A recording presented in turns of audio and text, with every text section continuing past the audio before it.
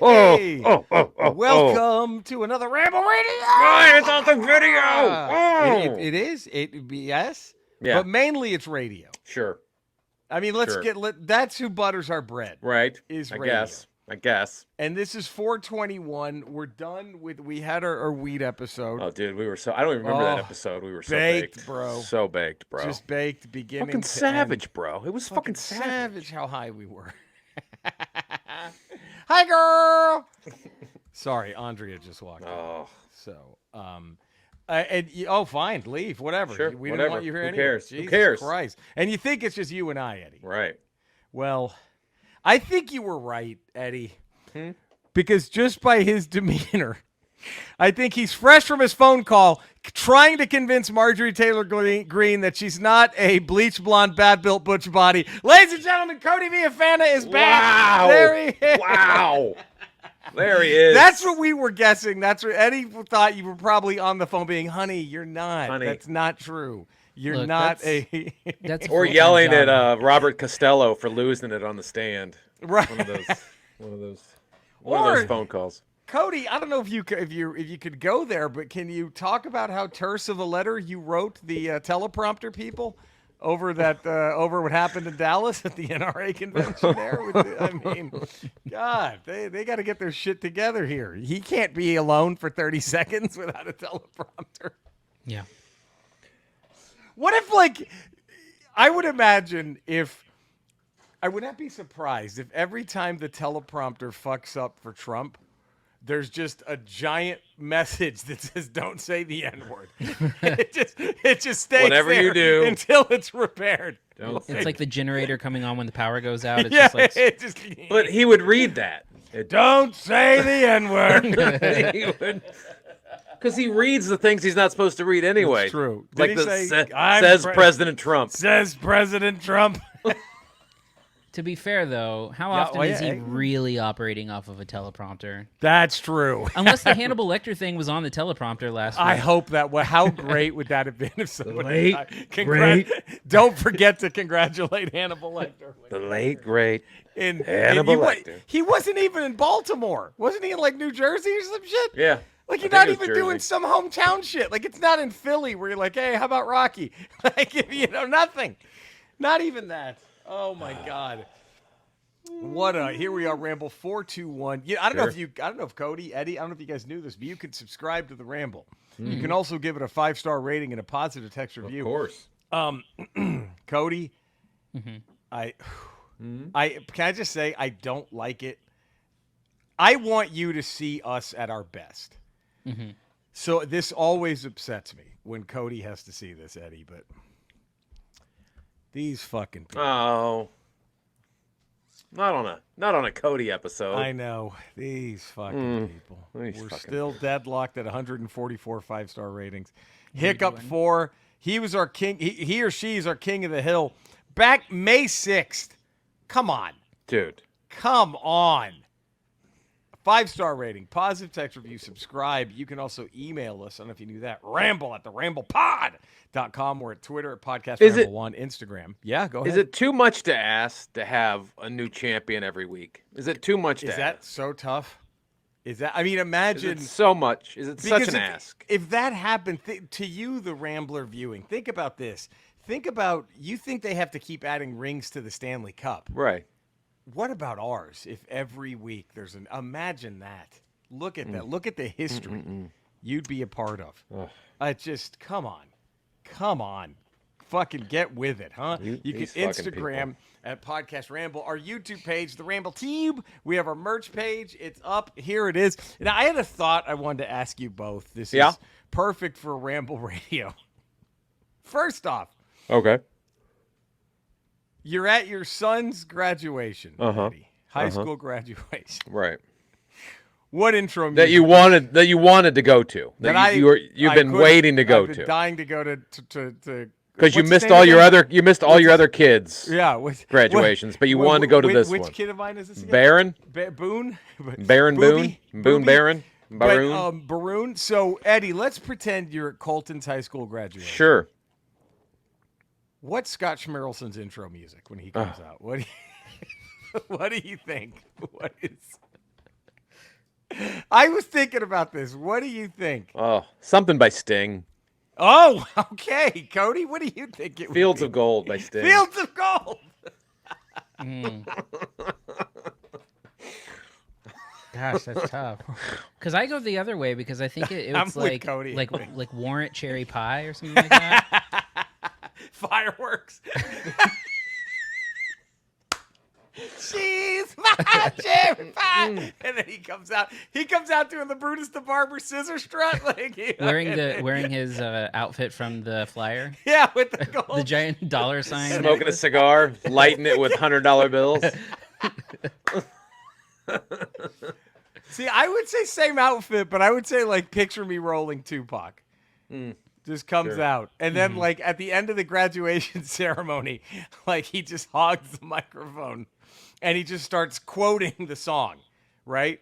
To who can picture him rolling. And then maybe he goes, oh, and I forgot it. That woman who tried to run the smear campaign against me. That bitch had a lot of pamphlets to send out. Can the hoe see me from here? Can you see me, hoe?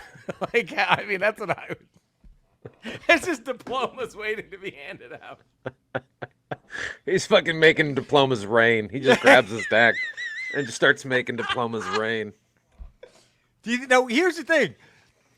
How many years till Colton graduates? 3 more? Three 2 more. Three more years. We can fly Cody in, Yeah. and I think we do this just so we can boo Schmerelson.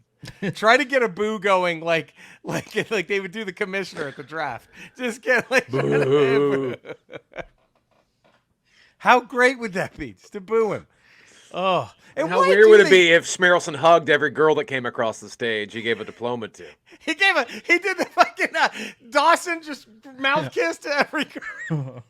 He did the Dawson family Every feud mouth fucking kiss. 18-year-old girl that comes across the stage, He just puts he dips them and kisses them. It was like, what the fuck is he doing? What the fuck is he doing? Oh God. Oh shit. I'm Cup and Scott tits. Schmerelson. Just cup and tits right there. I'm Scott Schmerelson. Can a hoe see me? Can you see me, hoe? Picture me rolling. Would he be the 2028 Republican nominee for president of the United States at that point? I think so. How's he not? I think he so. runs away with it. He runs away with the nomination. Him and VP candidate Harrison Buckner. Like that would be the power Buckner. ticket. But what was that thing that Outkick Sports posted? That stupid Trumper Sports thing That They're they sold bragging- out of the women's jerseys of a kicker on the Chiefs. So there had to be There's 4 of those in stock. There's 4 of those in stock. Ugh. 4 of them in stock, and Yeah. Roseanne bought 3. Look, That's what that was. I just want to say, do you think he wrote that speech on his own? Cody!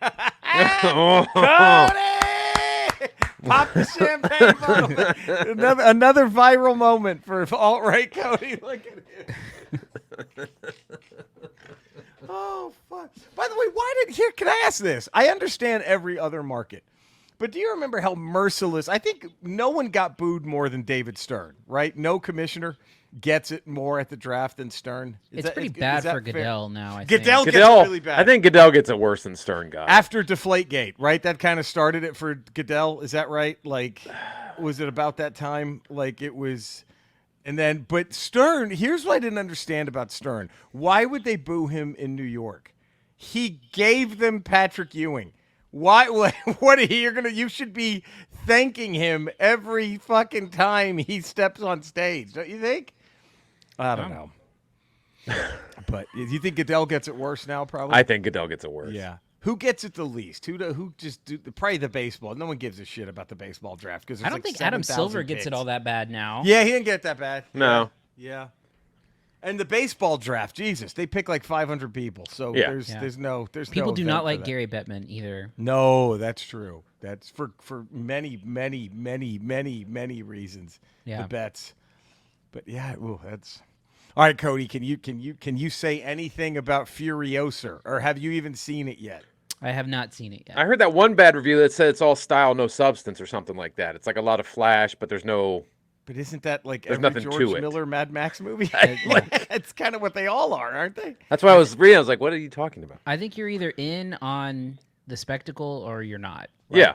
Because like Eddie said, and I Fury Road is the like you said, and I told my cousin that the night we saw it, I was like, it was a giant U-turn. Yeah, it's just a big U-turn. But it was a fun U-turn. It's a fun ride. It was a fun ride, but if you stop and think about it, you're like, they just did a fucking U-turn. I mean, Road Warrior is probably my favorite Mad Max movie. That's the second one, right? Or is that the first one? Mad Max Road Warrior. That's the second one. That's the second one. That's probably my favorite one. That's probably mine too. Yeah. But I enjoyed Fury Road. I've liked all of them. And I like Thunderdome just because the spectacle of Thunderdome. Yes. Yeah. I mean, I'd definitely go see this just to like, well, could it be Mad good? Max is probably the grittiest one. Like, well, that's that's before it started getting like this heightened version of whatever it is. And the first one was. Have you seen any of the old ones, Cody? Just the first one. The first one, yeah. The first one was definitely the most like somber, I guess. Yeah. If that's but possible. I think Mad Max Road Warrior is what set the tone for the world. Right. Absolutely. Everything seems to be based off of that world now. Yeah. So here's what we have to do. We have to get Cody to watch X-Men 97. Oh. And wait a minute. This ain't it. We also have to get Eddie to finish Breaking Bad, Better Call Saul. That's what we have to do. Eddie can't do it because he's like, I got no momentum for it. There's no one to root for. He's like, there's no one to like. There kind of is. But I don't even it gets that way. It gets that way in Better Call Saul for sure. Yes. Oh my God. And but I'm telling you, Eddie, you just got to fight through it because But like that's what I was told after season 1, and I'm through season 2 now. I didn't know your problem was you weren't gonna like anybody. See, but it's like it's not even like almost indifferent. It's not like I can't even hate watch someone. Like, oh, I hope he gets his. I'm like, I just don't care. You're gonna start to care. People. Oddly enough, you're gonna start to care for Hank. Cody, am I right? You're gonna start to care for Hank and Jesse. Jesse makes a little more sense. Hank is because I hated Hank I thought he was like a douchebag, loudmouth. Great turn for that character. My God, Hank's arc is like, but see, Cody, he hasn't even met Gus yet. Mm-hmm. So I'm telling you, the season. I know, but like, what kind of show do you have? Like, okay, watch the first 2 seasons, and then I didn't think it would hit you, like, because I was hooked after the first. I was hooked after the first episode when he just kills the 2 guys in the camper by fucking cooking them to death. Like when he just fucking makes poison instead and just fucking smokes them out. I was like, oh shit, I'm in. I think it's because I've heard so many years of hype over the show that when I finally watched it, I'm like, But I also think that, like, keep watching. Trust me. I also think looking at it from the perspective of a character to root for is looking at it the wrong way. Well, it's not even a character to root for. It's just like I'm not drawn to any of the character. Like I don't care. I don't care one way or the other about anybody in the show. That will change. I think it starts in the later seasons getting more personal, and when it starts getting personal, like things happening to characters, that kind of starts happening. And then, like I said, in Better Call Saul, you for sure care about multiple characters. God, several. And then when the shit starts hitting the fan in Better Call Saul, it's like, I mean, what I was telling Eddie was just wait. Once you get to the Ryan Johnson episodes in Breaking Bad, you're like, fuck. I remember, like, thank God I had those to binge because I saw it all after the fact. Yeah. And when you get to the Ryan Johnson ones, and you know the one I'm talking about, Cody, in the desert, with the way that episode ended, I was like, and I had to immediately next episode, like I couldn't imagine having a week to be like, oh, what went down, But I did ultimately land on, I think Better Call Saul is a better show. I think you're right. I'm with you too. I agree. I think so too. It's now the only weird thing about Better Call Saul is they just don't care that it's a prequel, yet all the actors are like 15 years older in this. Like they just don't care. Like that's, but it's fine. But dude, once it's, I mean, it's definitely. You've probably already met Mike by now, right? Which one's Mike? The bald guy, the older Jonathan bald Banks. Guy. Jonathan Banks' character. The old he's bald like the guy. fixer for because he's the he fixer haven't for met Gus. Gus. You haven't met so, Mike. Yeah. Oh man, I'm at the end of season 2, and it's been a chore to watch those 2 seasons. This is like crazy to hear to me. Is 3 the Gus season where he shows up? It has to be 3. 3 is the Gus one, and man, I'm telling you, and the only reason I'm telling you to stick with it selfishly is just picture this guy as Professor X. When you I want to I love Giancarlo and I love Ryan Johnson. I want to see what they do, but I'm telling you, dude, it's gonna be, and you're gonna find yourself. It's gonna get crazy with Hank, and I think you've ended with the twins, right? The two bald twins. I saw Hank killed what's his face in the desert. Tuco, and then the old guy refused to turn in everybody because it's the cops. Fuck the cops. Hector. And I think I'm there. I might be like an episode after that. You are still so early on. Yeah. Like, but it's 2 seasons in, and I still don't give a shit. I'm telling you, man. I don't. I say just. If this was on TV, I never would have watched past episode 1 had I watched this on TV. That's so weird to hear. I'm so stunned. It's like such amazing storytelling. So Gus shows up at the end of season 2. Okay, so I you're might almost be right. Gus. I might be right at Gus if I can get to that Gus. point. Ooh, man, it's I'm telling you, it's like going to school. It's like literally I got to sit through this. Man, like, that's so. I've never heard anyone talk about that show like that. I don't know what it is. I can't. Maybe it's because everyone told me how great it is, and my expectations for it were here, and I'm just like I'm watching. I'm like, I can't. It's not measuring up to everything that I heard. Yeah, could be it. That could be it. I'm telling you though, I think you should keep going. Just keep going, and then then Better Call Saul. I agree with Cody. I think it's even better. Like, although, fuck, it was hard to top the ending of Breaking Bad. Like, that's one of the all-time great final episodes of a TV show fucking ever. But Better Call Saul got there. It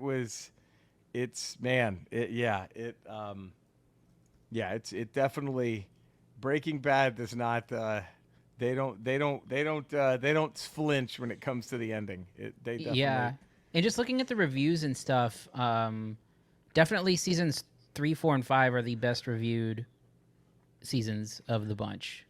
So I would hope because 1 and 2 are not. That helps. If that helps you, yeah, I would because I think Gus changes everything because when Gus shows up, you kind of just think Walter is the villain. And then you realize, oh, okay, well, this guy might be in a little over his head here. Yeah, he gets truly in over his head. Yeah, when like, this guy doesn't really know what he's dealing with, does he? Like, and then Jesse becomes this guy who's like, just sort of also he becomes a victim at some point. Yes. Along the way there, and especially in some major ways, as you'll see. Oh, and then Hank is like. Yeah, I think Hank is probably one of my favorite characters of Breaking Bad because I went from I couldn't stand him to like he was I just was rooting for him at every step of the way in the later seasons, and then oh man, how Jesse Plemons didn't win every single acting award ever. You know Jesse Plemons, that actor? This was his first major thing. Okay. He's one of those guys when you see him like, oh yeah, that guy. He's like the number one like character actor right now, probably. Right. He's like in every film he portrays like he's but yeah, he is when he comes on, you're like he's so good. Yeah, I think and I don't know, have you even met is Saul showed up yet? Bob Odenkirk? No. Yeah, I don't think so. I didn't think you get to Saul until either the end Not of yet. season 2 or the beginning of season 3. Yeah, that's all post Gus because they're all related to Gus in some way. Right. Yeah, Gus kind of gets it all going, and then with everyone else, and then Gus is what? Yeah, that's where it gets like crazy is when you just see how in over his head Walter is. Like he at first right now he's thinking, yeah, I can do this, and then it's like, oh fuck, like it's. Oh man, it's gonna get really good, and Gus is one of the all-time characters, one of the all-time villains. I mean, he's fantastic, but what's interesting is like, I think it becomes Walter not going, how do I survive Gus, but how do I out-evil him? Mm-hmm. It's like kind of what it turns into. That's the only way he can survive. Yeah. Like how do I get more evil than this guy? Like that's. I've been trying to think like why is it I don't like this show? That's interesting. I think I just don't like. I'm trying to think of other stories I can compare to. I don't like stories where every character keeps fucking up constantly. Like every episode is just like, okay, I'm stepping in a bigger pile of shit than the pile of shit I was just in. See, those are my favorite kind of But I kind of like, I don't know. I hate watching those shows. Like, I don't enjoy watching those shows. I think that might be it, that type of story. And that's an interesting thing because there's a point where it flips, where the winds start coming for Walter, and maybe to his own demise. Yes. But yep. Yeah. It gets really it's like that whole flipping thing where like the whole idea was to turn this character into something like truly evil, and it's almost like through his at first like follies, you think that he's like this incompetent doof. And then as it progresses, it gets flipped a little bit, and he turns into a monster. Absolutely, and it's like it's like it's so funny too because you'll see moments where it's like, dude, if you could just shut your fucking ego up.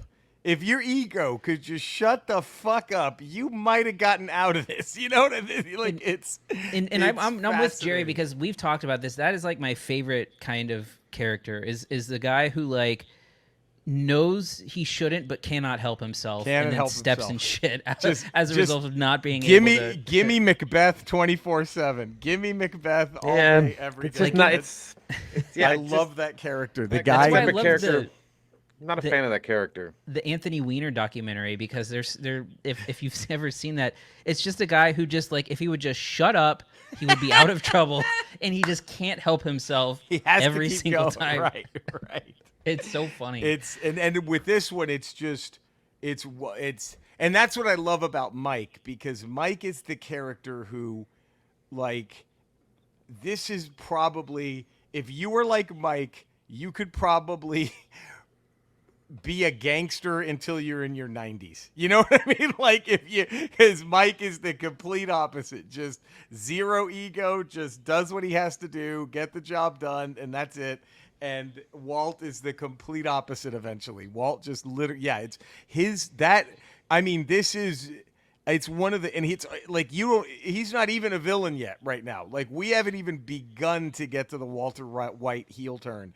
And Jesus Christ, is it? I would say if you're not interested as the mythology of Gus starts to grow, it's probably not for you. Yeah. But there are so many components to the full story plus Better Call Saul that are so related to the introduction of this character and like the world around him. So the show really, really changes after that. But if you're not into it even after that, then it's probably not for you. Right. Yeah. You're basically right now, you're just seeing Hulk Hogan without the Macho Man. Like if you're watching Hulk Hogan storylines and matches as if the Macho Man Randy Savage hasn't existed. And then when Macho comes in, it obviously changes. And Gus is, and I wonder, Cody, if that's why they brought Gus in. Is because they probably were thinking, well, what else can we do now? You know? And it's like, well, shit, let's really up it. Like, I mean, fucking, it was funny, but after like the 5th season, George R.R. Martin had said, there's no one in Game of Thrones as evil as Walter White. He's like, there's not one character in my books. He goes, I need to fix that. There's no one in this story as ruthless and evil as Walter White is. And like, man, it's all fucking ego. And Cody, that fucking scene with Skyler at the end, right? Is like, oh man, I think that might be one of my, God, that's funny. But one of the last episodes of Breaking Bad and one of the last episodes of Better Call Saul have probably two of my favorite acted moments in anything filmed. And it's oh fuck. I mean, I think the best way to describe it that I could think of is like, you're still at a point where Walter is playing checkers and doesn't realize he's playing chess. Yeah, he has no idea. Right, exactly. And boy, does he have to improvise on the fly. That's gonna start coming up, and it's gonna get. Oh man, but yeah, like I agree with Cody. Like the Gus kind of changes everything. His introduction. And to the point where when I think back on the show, I really don't remember much before Gus showing up, if that makes sense. You know what I mean? Like, there's a few moments in the first 2 seasons that like were pretty, but nothing like Gus. Like, once Gus, that's all I really remember from Better Call Saul. I mean, from Breaking Bad is when Gus gets introduced. And it's, oh man, it's fucking... it gets crazy, but man, look at this. We're gonna try to get Eddie to watch this. I'll try, but it's been tough. Try to get Eddie to watch this. It's been like 3 months. I stopped watching it for like 2 months ago. I just couldn't. It's so funny. That's so wild. Yeah, we got to see if we can get him back on it. But anyway, as good of a ramble as this has been, I have terrible news, you guys. There's contractual. Okay. Skeletor. We were talking about Breaking Bad, and apparently everybody loves that show, but I don't. Has there been some sort of cultural phenomenon that you just don't understand? Eddie, that's a wonderful question, and I'm glad that you've asked me that. And of course, it's very simple. It's the Godfather films. The first 2 especially. I don't. Everybody said, you got to see him, you got to see him, you got to see him. And I tried watching them, and literally, once I realized that something wasn't happening in the film, I stood up in the theater and I was like, bullshit, boring, next. And I bet you're wondering, what was missing, right? Mm-hmm. There was not one appearance of Christian Slater, nor did we see Christian Slater's nutsack in any scene. Not even a little bit of his balls. So I was like, bullshit. Boring. Not one. And I'm still trying to find that elusive film that has Christian Slater's nutsack. If anybody can help. Ramble at theramblepod.com. No. Okay? I mean, I've looked everywhere. Eddie, ask me. How far have I looked? Now go ahead, ask me. How far have you looked? I've looked inside the catacombs of He-Man's mother's pussy. Still can't find it. And you know that's a lot to look around. Bet you didn't see that coming. I did see it coming. Jesus. Cody, I'm sorry, buddy. We all did. Cody, off the top of your head, do you happen to know if Christian Slater's nuts have been in anything? Anything you've seen? No. But, I have blind spots of the 80s and stuff. Right, so, Right. Sure, that could be. True. Yeah. Well, Cody, where can all the fine folk find you? Cinesnob Cody on socials, including Letterboxd, if you want to follow movie watching, as well as the Cinesnob podcast. This week we have reviews coming up of Furiosa, as well as, I think, the Garfield movie. You going to get into a brawl? I hope so. I hope to. And then in the coming weeks, we're going to have reviews of like some VOD stuff, potentially. Nice. So like the movie Babes we'll be covering in a violent nature, a horror movie. And then hopefully Richard Linklater's Hitman, which is supposed to be great. So that's VOD? Well, it's a Netflix movie. It's opening in theaters this weekend for a couple of weeks, and then it'll be on Netflix on June 6th or something like that. How was that Pool Guy movie with Chris Pine? It's apparently like atrocious. It looks bad. Like I saw the preview for it. I'm like, he's just trying to be Lebowski, but he's not.